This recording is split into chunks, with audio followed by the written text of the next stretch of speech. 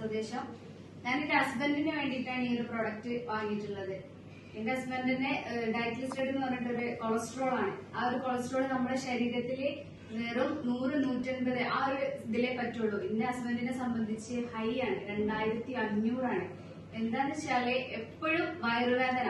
ഇതിന്റെ ഡോക്ടേഴ്സിന്റെ അടുത്ത് പോയിട്ടുണ്ടെങ്കിൽ പോലും ഡോക്ടേഴ്സ് പറയുന്ന ഫുഡ് കൺട്രോൾ ചെയ്യുക. അപ്പൊ അവരോട് ചോദിക്കും എങ്ങനെ ഫുഡ് കൺട്രോൾ ചെയ്യേണ്ടതെന്നുള്ള. അതിനവർക്ക് മറുപടിയില്ല. മെയ്ക്ക് കുറയ്ക്കുക അങ്ങനെയുള്ള രീതിയിലുള്ള മറുപടി അവർ പറഞ്ഞിട്ടുള്ളൂ. ഈ ഒരു നമ്മുടെ ഈദ് ആ ഒരു സമയങ്ങളിലൊക്കെ വീട്ടില് നല്ല ആഘോഷമാണ്. ഫുഡ് ഉണ്ടാക്കലും ആ ഒരു സമയത്ത് അതാണല്ലോ മെയിൻ ആയിട്ട്. ഞങ്ങളുടെ വീട്ടില് അങ്ങനെ ഒരു സാധനേ ഉണ്ടാക്കില്ല. കാരണം ഈ മനുഷ്യന് കഴിക്കാൻ പറ്റില്ല. അതുകൊണ്ടാണ് കഴിച്ചിട്ടുണ്ടെങ്കിൽ ആ സമയം ഹോസ്പിറ്റലിലാണ്, പോയിട്ടുണ്ടെങ്കിൽ ഇഞ്ചക്ഷൻ വെക്കാം. വേറെ ഒരു മാർഗമില്ല. പെയിൻ കില്ലർ അടിക്കാന്നുള്ളൂ ഇതിനൊരു പരിഹാരം. പിന്നെ ഡോക്ടേഴ്സിന്റെ അടുത്ത് പോയി കഴിഞ്ഞാൽ പറയും സ്കാനിങ് എടുക്കണം, അതെടുക്കണം, ഇതെടുക്കണം. പക്ഷെ ഇവര് കറക്റ്റ് ഇത് എന്താന്നുള്ളത് ഞങ്ങൾക്കൊന്ന് പറഞ്ഞിരുന്നു. അപ്പോഴേ നമുക്ക് മനസ്സിലാവുള്ളൂ. ഞാൻ ആസ്റ്റർ മിംസ് ഹോസ്പിറ്റൽ, കോഴിക്കോട് ഹോസ്പിറ്റലിൽ വർക്ക് ചെയ്യുന്ന സമയത്ത് ഹസ്ബൻഡ് ഏകദേശം 3 മാസമായിട്ടുള്ളൂ ഞങ്ങളെ കല്യാണം കഴിഞ്ഞിട്ട്. അപ്പോ സാറോട് ഞാൻ ചോദിച്ചു, ഞാൻ ഇങ്ങനെ പെട്ടെന്ന് മുഖത്ത് ഇങ്ങോട്ട് വരേണ്ടി വന്നത്. ഖത്തറിൽ ഹോസ്പിറ്റലിൽ അഡ്മിറ്റ് ആയതിനു ശേഷം അവിടെ നിൽക്കാൻ പറ്റില്ല എന്ന് പറഞ്ഞിട്ട് വേറെ റിട്ടേൺ വിട്ടതാണ്. അപ്പൊ പെട്ടെന്ന് എന്നോട് കൂടെ പറയാതെ ഒരു പെട്ടെന്നുള്ളൊരു വരവായിരുന്നത്. ആ സമയത്ത് ഞാൻ സാറോട് ചോദിച്ചു, സാർ ഇങ്ങനെ കാക്ക് ഇങ്ങനെ ഒരു പ്രശ്നമുണ്ട്. പക്ഷെ അന്ന് സാറ് എന്നോട് അതിന്റെ കറക്റ്റ് അളവ് മാത്രമേ ചോദിച്ചിട്ടുള്ളൂ. സൊല്യൂഷൻ സാറ് പറഞ്ഞു തന്നില്ല. അപ്പൊ എന്നോട് ചോദിച്ചു, സാറ് എത്ര മാസം നമ്മളെ കല്യാണം കഴിഞ്ഞിട്ടുണ്ട്? സാറ് 3 മാസമായിട്ടുള്ളൂ. കല്യാണം കഴിഞ്ഞ ആ സമയത്ത് തന്നെ പോയതാണ്. അപ്പൊ 3 മാസമായിട്ടുള്ളൂ. സാറിന്റെ ജസ്റ്റ് ഒന്ന് ഷോൾഡറിൽ ഇങ്ങനെ തട്ടിയിട്ട് ഒരു നോട്ടം നോക്കി. അതിന്റെ സീരിയസ്നെസ് അപ്പോഴും എനിക്ക് മനസ്സിലായില്ല. ഈ കുറച്ചു മുന്നേ സാറ്, അതായത് RK സാറ് പറഞ്ഞില്ലായിരുന്നു 1 കോടി ഏൺ ചെയ്ത ആ ഒരു സാറ് ഇതേ സംഭവം, എന്റെ ഹസ്ബൻഡിന്റെ ഇതേ ഒരു സംഭവം 300 കുറഞ്ഞു. അതായത് 300 ഒരു ശതമായിട്ടേ ഉള്ളൂ, അളവ് 300 ഉള്ളൂ എന്ന് പറഞ്ഞിട്ട് അത്രയും ഹെവി റിസൾട്ട് ആക്കിയിട്ട് സാറ് പറയുന്ന സമയത്ത് ഞാൻ ആ സദസ്സിൽ ഞാൻ ഇരിക്കുന്നുണ്ട്. പക്ഷെ എന്റെ മൈൻഡിൽ പോയത് പക്ഷെ എന്റെ ഹസ്ബൻഡിന് ഇത് 2500 ഉണ്ടല്ലോ, അത്രയും ഹെവി ആണ്. സാറ് അവര് കുറഞ്ഞെന്ന് പറഞ്ഞപ്പോ തന്നെ ഞാൻ അത്രയും സീരിയസ് ഉള്ള ഒരു കാര്യമാണെന്ന് അപ്പോഴാണ് ഞാൻ ശരിക്കും മനസ്സിലാക്കുന്നത്. അപ്പൊ ഞാൻ സാറോട് കത്ത് കഴിഞ്ഞ സമയത്ത് ഞാൻ സാറോട് ചോദിച്ചു, സാർ ഇങ്ങനെ ഒരു പ്രശ്നമുണ്ട്, ഇക്കാലത്ത് ഇങ്ങനെ നിങ്ങള് ഇവിടെ നിന്ന് ഇപ്പൊ ഒരു 300 ഡിഗ്രി കുറഞ്ഞെന്ന് പറഞ്ഞപ്പോ എന്റെ ഹസ്ബൻഡിനെ സംബന്ധിച്ചത് 2500 ആണ്. സാർ എന്റെ ഈശ്വരാന്നുള്ളൊരു വിളിയാ വിളിച്ചത്. എന്റെ ഈശ്വര ഈ ഒരു സത്യം പറഞ്ഞാൽ അറിയാം, ദൈവത്തിന്റെ അനുഗ്രഹം കൊണ്ട് ജീവിച്ചു പോയി എന്ന് മാത്രം പറഞ്ഞാൽ മതി. കാരണം ഇത്രയും ഒരു അളവില് ഇത് ജീവിക്കൂല, ആൾക്കാർ ജീവിക്കൂല. എന്റെ താത്തന്റെ ഹസ്ബൻഡ് ഇതേപോലെ തന്നെ സെയിം അസുഖമാണ്. 3 മാസം അറിഞ്ഞ് 3 മാസം ജീവിച്ചിട്ടുള്ളൂ.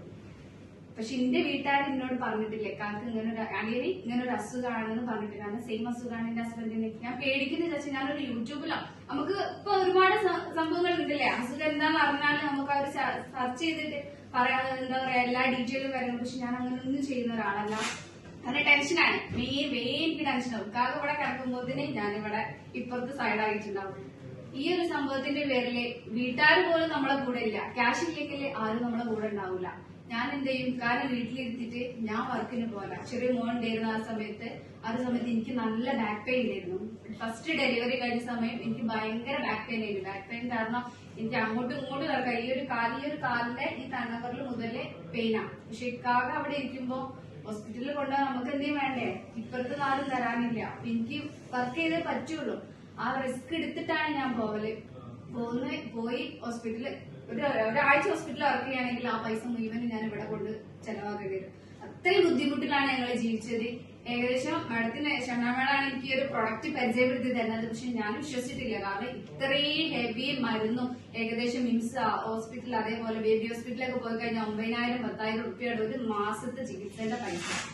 അത്രയും എമൗണ്ടില് മാറാത്തൊരു ഇത് ഈ ഒരു ബെഡ് കൊണ്ട് മാറുന്ന പറഞ്ഞപ്പോൾ ഞാൻ വിശ്വസിച്ചില്ല. ഒന്നാമത് നമുക്കറിയില്ല ഇതെന്താ സംഭവം എന്നുള്ളത്, ഞാൻ വിശ്വസിച്ചില്ല. രണ്ടാമത് എന്റെ അടുത്തേക്ക് വന്നു, ഞാൻ വിശ്വസിച്ചിട്ടില്ല. മൂന്നാമത് സെബാസ്റ്റ്യൻ സാറ് കൂടെ, അതായത് വേറെ നമ്മളൊരു സാറ് കൂടെ വന്നിട്ട് സാർ എന്റെ അടുത്ത് പറഞ്ഞ് നമ്മളെ ഈ എടുത്തു നോക്ക്. ഞാൻ ചോദിച്ചു, സാർ ഇത് എനിക്ക് റിസൾട്ട് തരും. സാർ പറഞ്ഞു റിസൾട്ട് തരുമെന്ന് ഞാൻ ഉറപ്പ് പറയൂല.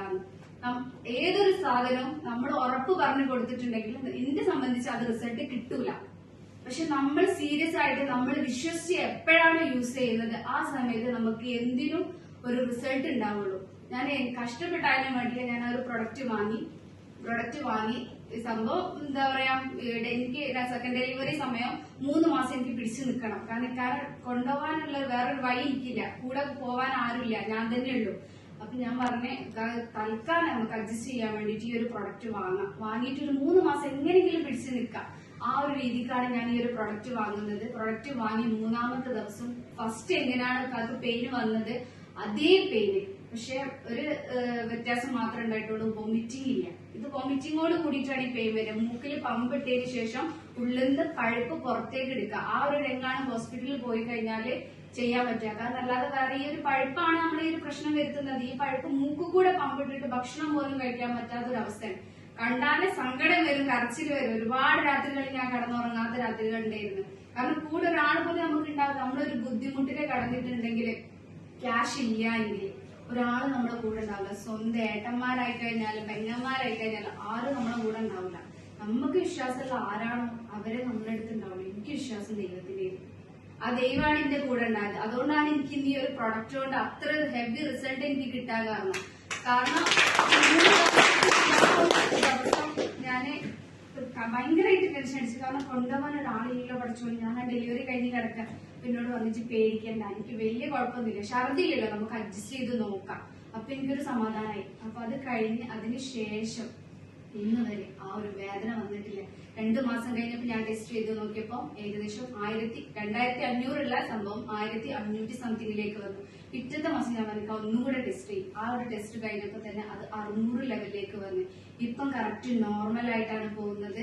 റാഹത്തിൽ ഇപ്പൊ നമ്മൾ പോകുന്നുണ്ട്. ഈ ഒരു പ്രൊജക്റ്റും ഞങ്ങൾ ഏറ്റെടുത്തിട്ടുണ്ട്. ഒരുപാട് രോഗികൾക്ക് ഞങ്ങൾ കൊടുത്തിട്ടുണ്ട്. അവർക്കൊക്കെ ഹെവി റിസൾട്ട് ആണ്. എല്ലാവരോടും എനിക്ക് പറയാനുള്ളത് എന്താണെന്ന് വെച്ചാൽ, ഈ ഒരു പ്രൊഡക്റ്റ് നമ്മൾ പറഞ്ഞതുകൊണ്ടല്ല അത് യൂസ് ചെയ്യേണ്ടത്. ആത്മാർത്ഥമായിട്ട് ആരാണോ യൂസ് ചെയ്യുന്നത് അവർക്കാണ് റിസൾട്ട്. അപ്പൊ പുതിയതായി വന്നവര് പറഞ്ഞത്, അതായത് നമുക്ക് അനുഭവം വരണമെങ്കിൽ നമ്മൾ അത് യൂസ് ചെയ്യണം, അല്ലെ? അപ്പോഴേ നമുക്ക് ഈ ഒരു പ്രൊഡക്റ്റ് എന്താണെന്നുള്ളത് പറഞ്ഞു കൊടുക്കാൻ പറ്റുള്ളൂ. ഈ ഒരു പ്രൊജക്ട്, ഈ ഒരു നിയോഡൈൻ എന്ന് പറഞ്ഞ ഒരു കണ്ടന്റ് നമുക്ക് ഒരിക്കലും ഒരാൾക്ക് മനസ്സിലാക്കാൻ പറ്റില്ല. ആരും പഠിച്ചിട്ടില്ല.